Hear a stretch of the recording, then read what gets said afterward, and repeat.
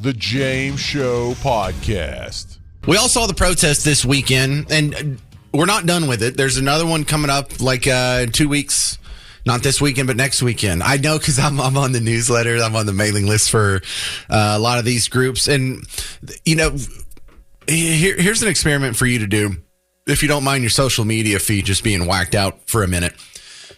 Get on a bunch of social media feeds, follow a bunch of these accounts for these protesters, and then go to some other big city like a Houston or a Chicago or a New York City and go follow the same thing on their account where it's New York City! Because we have like Indivisible DFW. Well, there's also an Indivisible New York. There's an Indivisible Los Angeles, Portland. So if you follow a bunch of these, you'll see that this is a highly organized national top-down network. There's some funding behind it. They're following the same playbook, you know, as a metaphor. There's not really a playbook. But clearly someone knows what they're doing in the upper echelons of this organization. At the lower echelons, though, do they really know what they're doing? My next guest, Tony Ortiz from the great website Current Revolt, currentrevolt.com. And Tony, I'm gonna play you one protester audio that I found that I find this totally fascinating because so many people don't seem to know why they were out there on Saturday, yet they feel so strongly about it. They were out in public holding a sign, interrupting their Saturday. And you would think if you felt that strong about it, you would know what the heck you're out there for. What brought you out here today to the Bernie Sanders rally? I don't like what's going on in our country right now. I'm just kind of disgusted by it. What's the biggest risk? Oh, gosh. What would you say, Dan?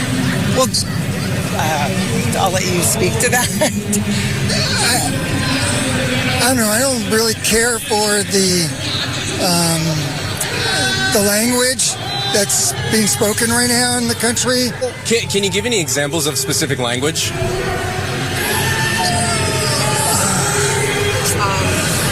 me think about that. So many things, I don't even know where to start. I would say, oh gosh, Dan, help. And he asked him a third time. Yeah. What's changed over the last couple months post-Biden administration for you guys? Oh gosh. Once again, where do we start? Okay, you go for this one. It's a whole list of things I can't even think of right now. Now, I'm sure there's some people out there who knew why they were in the street, but in your observation, was that a pretty normal occurrence, Tony? Incredibly common. I asked about the same questions to the people I spoke to when I was down there in Dallas talking to protesters. You would ask them what they were there for today, and they would go with one or two things. They would say, the fascism or the attack on immigration. And when you ask them, when they said responded with fascism, if you ask them what specifically is fascist about what's happening right now, they would immediately struggle, and they would do what would happen in your recording just now. They would turn to their friend and say, well, can you help me out? Can you come up with something? And they would kind of look at each other incredibly panicked. And if they said immigration, you would ask them what specifically, and they would say, well, he's deporting people. And I would say, well, Trump is deporting murderers. Are you against that? And they would say, well, no. And I said, okay, so then you probably agree with most Americans that these bad people should be deported. And they would just stutter. It was really interesting to see. Well, then let's go to the next step. Tony Ortiz, I know you're not a mind reader. You're just a reporter at Current Revolt. Why do you think they're animated enough to get out there not knowing the answer to those questions? It's funny you say that. We ran the voting records of the 13 protesters that were arrested in Austin really last week. Yes. And of the 13, only 2 had participated in Democratic primaries. The rest generally didn't vote. So that's really interesting that you've got these people that are so hyped up that they're willing to go out and protest and, in some cases, allegedly caused violence enough to get arrested. But they can't be bothered to go vote in an election. And you saw a lot of this type of behavior or mindset in these protesters in Dallas this weekend as well, where they seem more excited to be seen on film or to record some sort of social media clip that they could show their friends. I hate to use the word virtue signal, but that's kind of what's happening here, is that they're signaling to their friends and their community, look at me, I'm a good person, I'm out here fighting with everybody else. But they can't be bothered to go vote. All right, well, it's just a really weird mindset. We'll continue with Tony Ortiz from Current Revolt, and I'm going to go in a little more depth on why I think these people are getting out in the street, and it's kind of along the same lines as searching for clout. But if you have any theories, do these people even know what they're protesting? If not, then why are they out there? Now, you've gone to a lot of these protests already this year, and I think you do what I do. You've probably signed up for a lot of their newsletters and followed them on social media and whatnot. And I get the impression that there's no end in sight to this current round of protests. Now, as long as President Trump is still in office, these protests will continue. And frankly, even after, if for some reason the Democrats take the presidency, then they'll continue. Leftists are very good at continuing their march against whatever it is they're mad at. And, they're the one group that's out there doing destruction in cities and graffiti and trash and just kind of making a mess of everything. Well, let me push back on that a little bit. We saw the Summer of Love end on Election Day, and then magically there was no more need to burn cars or loot footlockers. You did, right? And then it kind of came back really slowly. It's kind of interesting. It's almost like people, especially leftists, need to get it out of their system for a little bit. And then they kind of just go back to just relaxing, right? Well, I think even they recognize they can't keep it going year round. They can do this in about 3 months spurts at a time. And then they have to cycle in the next grievance. Like here's the Women's March, and here's the anti-ICE protest, and here's the pro-Palestinian protests. And so I think they have to keep a cycle going because they can't sustain it on a long. People lose interest, but we have short attention spans. Yeah, and it's not just that. A lot of these leftist groups conflict with each other. Like the Black Lives Matter movement doesn't really click with the Hispanic groups, and the women's groups don't necessarily click with the LGBTQ stuff, right? The most extreme feminists aren't fans of the transgenders, and the Black Americans can't be bothered to give a darn about the Hispanics being deported, and Hispanics generally don't care about Black Lives Matter. So a lot of these groups conflict with each other, and so you can only do so many events. The whites, however, just manage to kind of throw themselves at every single virtue signal or cause, whatever that's out there. Which brings me into the probably the best part of the discussion here. Your theories on why these people go to protest, no matter what the issue is, and they don't seem to really know what the heck's going on. Yeah, here's what was interesting about the demographics at the No Kings protests in Dallas on Saturday. I showed up and I saw overwhelmingly older white people. And I'm not talking like 40s, 50s. I'm talking about like 60s, 70s. Dude, people that had crutches. Hang on, man. I'm in my 40s, so. Well, so am I. But these people could have been, my grandparents, and they were holding up signs. And a lot of them didn't really know why they were there. They said, oh, we're fighting fascism. And you would ask them the same questions, and they didn't really know. Of course, many Hispanics, but very, very, very few Blacks, no Asians, no Indians, right? But it was whites, older whites, and Hispanics at these rallies. So it's very interesting. Well, I think in order to understand the protesters, it's very important for people like you to get out there and show us who the protesters are. Because here's my observations, and you can probably confirm this. The people that are most likely to protest are people with free time, people who are at work or own a business. They really don't have time to protest. I mean, of course, there's exceptions, but generally speaking, it's also, I've noticed people with really rich parents are often protesters, which kind of overlaps with people who are likely to have free time. If you have rich parents or you're on a trust fund or you don't have to pay your own rent, you probably have more free time to go protest or get involved in these side projects. But people with a lot of personal problems are very active in protesting. I have seen this happen where I had a friend who got really into woke politics and was protesting whatever the cause of the day was. And I would tell him, like, dude, you don't even have custody of your kid. Why are you bothering with this? This is not where your energy should be going. Your life is a chaotic mess. But it almost seemed to serve as like a distraction. Like some people drink, some people play golf, some people protest. Yeah, and overwhelmingly, these people. I mean, the studies have shown that leftists, when you compare them to people who are conservative or on the right side, leftists suffer overwhelmingly from mental illnesses. They're often on medications or things like that, right? And you show, like what you were saying earlier, people on the right are people that are, struggling, like really struggling, middle class Americans that are working 9 to 5s.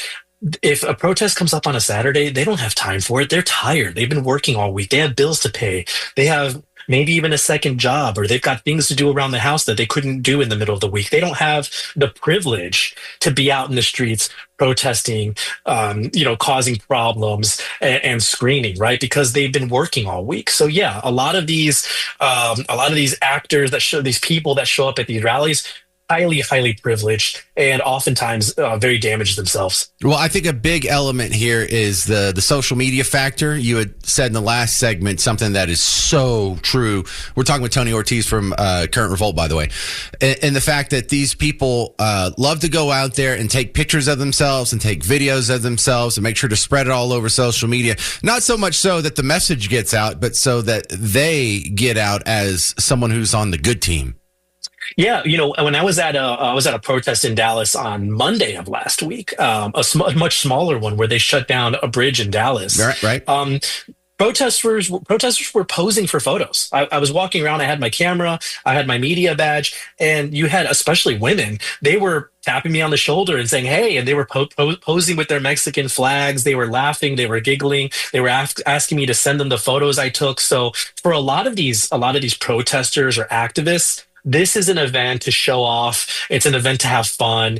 They're not I don't believe the reason that they should be there, or they claim to be there, is much more secondary to what they're really there for. And that's just to virtue signal. Well, and generally speaking, I don't mind that people brag on social media. My friends that are like, I just ran my first half marathon, or I just got a promotion at work, or I just started a new business or something. Bragging isn't necessarily a bad thing. I like to cheer these people along. But for the people who have no real accomplishments, or even no skills or, personality or anything going on, this gives them something to brag about. This gives them a sense of clout. Look what I've accomplished. What have you been doing today? I was saving the planet. What were you? I was fighting tyranny, Tony Ortiz. Yeah, and they're destroying their city. I mean, this is what blew my mind. These people, they show up to these protests, and they're there to fight for their city and to fight fascism. And they leave their area a mess. It's full of trash. They're putting graffiti all over. The bridge was covered in graffiti. And I posted this on my website. The bridge they left. I was watching them graffiti, like actively tag. I did not see that in the news. I didn't see that at all. Of course not, because the news is more left leaning, of course, right? Wow. Radio, God bless it, is more luckily one of the last bastions of conservative media. But on leftist digital media, they don't talk about this. They left massive amounts of graffiti. They were doing burnouts in motorcycles. They were shooting fireworks at police officers, throwing trash everywhere.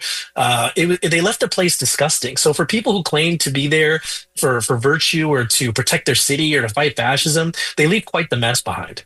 See, that's why we got to talk to people like Tony Ortiz, who are on the ground. I'm sorry, wrong button. Who are on the ground and not trust the news there. Thank you very much. This is Tony Ortiz. CurrentRevolt.com is his website. Go check it out. I go there every day for James Show prep. And I appreciate your time again, Tony. Thanks for having me. Thank you, sir. Right. And it almost feels religious, like people are filling the void. They've rejected religion, and they filled that hole in their soul with this sort of worldview, this ideology. It kind of is their church. This is a problem. I'm not here to make fun of these people. Look at these idiots, don't even know what they're talking about. This is a serious situation in the fact that because they don't know why they're out there, lets you know that this is an emotional action by these people. They don't remember why they hate Donald Trump, but they remember the feeling of hating Donald Trump. Have you ever gone back and watched a movie from the 80s? You're like, yeah, what would happen if you watched Tron right now? You would say, oh, I don't remember this part. Oh, I don't remember this part either. In fact, I don't even remember how it ends. I don't even remember the name of anybody else besides Tron. But you remember liking the movie. You probably can't name anybody besides Chunk in Goonies, or Sloth maybe. But you remember liking the movie. You don't remember the details. You don't remember one line from it. But you remember how it made you feel. So this is how the media is so effective. They keep rolling out stories, and whether it turns out to be true or not, it doesn't matter. It's already done its damage. They already lied to you about the Hunter Biden laptop, about Jussie Smollett, about the Covington Catholic high school kids supposedly harassing an illegal immigrant. And so for all these other stories that turn out to be false, it doesn't matter. These people already got the bad reporting, and they remember how it makes them feel. Even if it's not true, it's a very powerful thing, emotions. And it's really hard to separate people. Once you become emotional, it's really hard to separate people from that emotion, especially if you're just trying to use logic. We all got a good taste of that during COVID. 800-288-9227, 800-288-9227. Frank Palo Pinto, you're on WBAP. Yeah, James, I watched the parade, and I noticed that a bunch of the soldiers seemed to be out of step. And then on social media today, I saw that they were in protest of the parade and didn't necessarily agree with what our new administration stands for. Yeah, I saw that too. Your thoughts? I think they ought to be kicked out of the Army if that's true. I think they ought to get a dishonorable discharge, for not complying with their oath. I think there's maybe a 2% chance that is true. Because of all the people who would be upset about celebrating the Army's 250th birthday, I would put pretty low on the list people who are active duty in the Army. Well, I would too, and it just seemed weird. I thought, well, I'm gonna put this out here and get some good feedback. Well, it doesn't make any sense. Don't listen to your skeptical self. All right, Frank, if it sounds so unbelievable, it probably is. Remember, the military can make these guys charge up a hill while bullets are being shot at them. You don't think they can make them walk in step if they wanted to on Pennsylvania Avenue? Of course it wasn't a protest. Of course it's not some sort of setup. And of course it's not, they hate Trump, and so this is how they're sticking it to him. That I don't know. I can hear in your voice you're doubting the claim. You should listen to that voice. I am doubting it. It don't ring true, and there's so much BS on social media. That people don't have critical thinking. Don't trust this, and that's that. It's got to be true that these soldiers are gonna give it to Trump. Give it to the. It's fantasy. It's fan fiction for Trump haters. That's what MSNBC is constantly. It is fan fiction for Trump haters when they tell you Trump, everything he's doing is so unpopular and everyone hates him and all his approval ratings are down. Yeah, he's doing a terrible job at the border. He's doing a terrible job. You wish. That's not what the real polls say. That's not what's going on in the real world. Hey, did you know the economy is within 2% of its all-time highs on the Dow and S&P 500? Not one report on that. Now, you got all the reports when it went down, but not up. They're not reporting the news. They're reporting propaganda. It's just 100%. If the DNC was writing the headlines themselves, they wouldn't change one thing. For one thing, you and I don't understand it. We never do it because we know that if you don't like the laws, the way they're written or the way they're being enforced, one of the least effective ways to affect change is to make a sign and go stand in the park. That doesn't really force anyone's hand. However, it's constantly being used. Now, what is the point of this? So we've been sort of theorizing here. For some people, it's a virtue signal. For some people, it gives their life meaning. For some people, it's a distraction from an even more chaotic personal life. For some people, they just have free time and they would like to try and do something with it, and they're shallow and haven't really looked into it this much, and they think that they're helping. Good and well-intended people just happen to come to a different worldview than, probably you and me together. But it goes too far when things start to burn down, and that's where we really start scratching our head. How can you set a car on fire, not like a military vehicle that you're fighting against, but just some random neighbor's car on fire, and think that you're on the good side? And then how can people see that and still think, hey, we're on the good side, or not wholly condemn and speak out against it? Well, check this out. Are the rules of the game changing? Let's go over to California, where the district attorney in Los Angeles says that they are pressing charges, federal charges, for a guy who was passing out face shields to rioters or spitting on law enforcement. We actually have some charges coming down. This is Angus Johnson is the protester that this guy is talking about. This is the Los Angeles district attorney just a few hours ago. Involves an individual who spit on a military serviceman and a law enforcement officer. On Saturday, California National Guard and federal police were outside the federal building on Los Angeles Street trying to protect federal property. Angus Johnson confronted a California National Guardsman, and after heckling him, he spit on him. Johnson then spit on other federal police officers present who were trying to keep the peace. As our president said, if you spit, we hit, and we will hit you with a felony. Mr. Johnson is charged with assaulting a federal agent in violation of 18 United States Code Section 111. He faces a maximum sentence of 8 years in prison. We have dozens of ongoing investigations, and we are continuing our work to identify individuals who engaged in violence. Their masks, their face shields will not save them. We will find them, and we will go to their home, and we will arrest them. That is a promise I make to the community. All right, well, get them. Go get them. Let's see if that holds out. 8 years for spitting on a few cops. That'll teach him some lessons, but I'm also reminded that the guy that shot up the Wilmer Hutchins School, not this year, but last year, he just got 5 years for shooting a kid. 800-288-9227. This is Michael in Dallas. You're on WBAP. Go. Hi there. I just wanted to note that I did notice a lot of the Army units seem to be out of step, which kind of bothered me.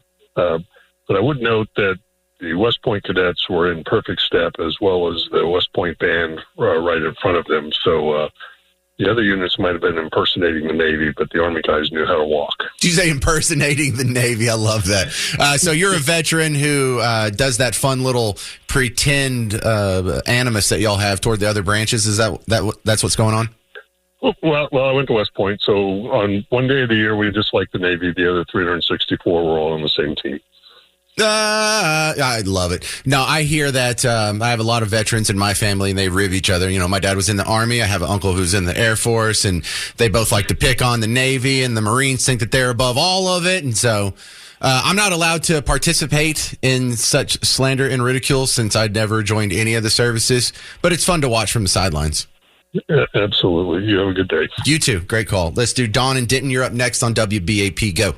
Yeah, I think a lot of the protesters don't know what they're protesting because they've been paid to be there. And that's all there is. Okay, now I've been to a lot of protests. I don't do it so much anymore because I'm tired of having my health threatened.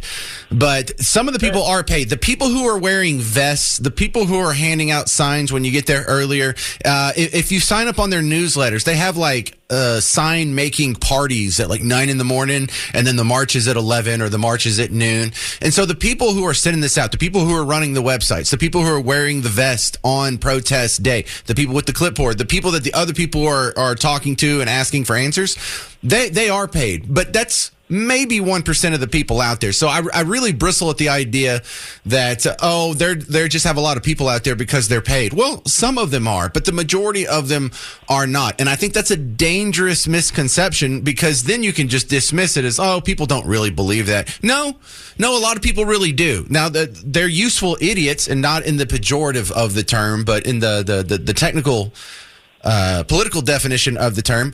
Because that's what a useful idiot is. They don't really know why they're out there, but they can be stirred up by the powers that be and pointed in a certain direction, create chaos, pointed in a certain direction and try and achieve a result. Because listen, if only the paid people were out there would have been a couple dozen. It wouldn't be that big of a deal. They know that the true believers of their ideology make up maybe at the most 20% of the population. But look how effective they have been at getting about 40% of the population that's not really paying attention. Someone's watching the Kardashians. Someone's watching Judge Judy. Someone's watching really all these dumb shows on TV. People are watching them. It is these people that you could just stir up with a couple of angry headlines. Celebrities make a few montages, and then they hear from their favorite rapper or rock star, Bruce Springsteen or whoever it is, that Trump is evil and Hitler, and they're just on board with it that easily. What is going on in their head? They can be made to go out and protest just about anything. It's like, wait a second, you're protesting against kings this weekend. Where's the king? Is there a king in the room with you right now? Show me on this doll where the king touched you. Who's the king? Who's the pro-king crowd? Is there anyone out there saying, yeah, we want a king? Yeah, we're pro-monarchy. No one. When they're out there saying Black Lives Matter, who's out there saying Black Lives don't matter? Is there that crowd? Is there when they're anti-fascist? Who is claiming to be a fascist these days? So what are they really saying? Why are they really out there? It's a fun discussion to have. David in Fort Worth, what's your guess? Well, I had an experience on No Kings protest day. Just moved to Grapevine, just got married.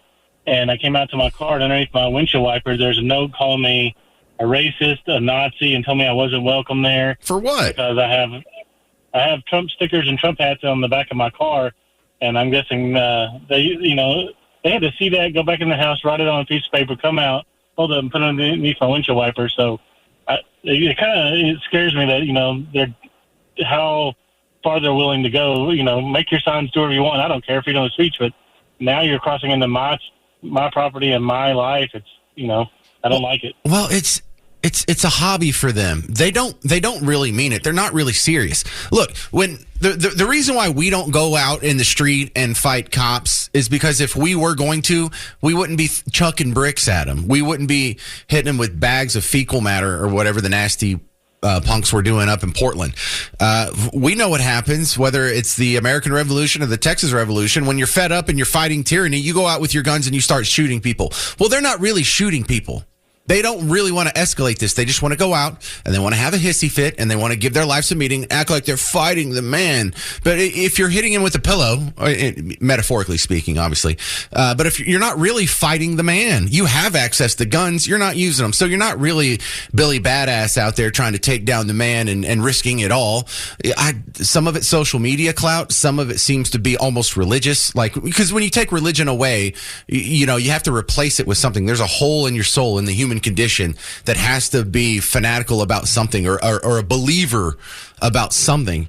So for some people it's religious, for some people it gives them meaning, for some people they just think it's the cool thing to do, for some people they think it'll get them social media clout. Some guys are out there trying to impress some chicks that sort of roped them into it, but none of them really seem to know what the heck that they're protesting. It's because, like I asked the guy the other day, it's like, you're always giving me heck. What even is your economic philosophy? And he said capitalism. It's like, no, it's not. You're not a capitalist. I mean, Jesus, no one even answers that. So he doesn't really even know. He just knows orange man bad, Republicans bad, fight bad guys, and you are good. Absolutely, I agree. All right. Well, sorry you got a nasty note. Where'd you move here from? I was in 20, then I moved to Grapevine when I got married. Oh, okay. Well, so you're a local anyway. All right. Well, good stuff. Don't worry about the people in Grapevine, because look, they don't have guns. What are they going to do? Slap fight you? The James Show Podcast.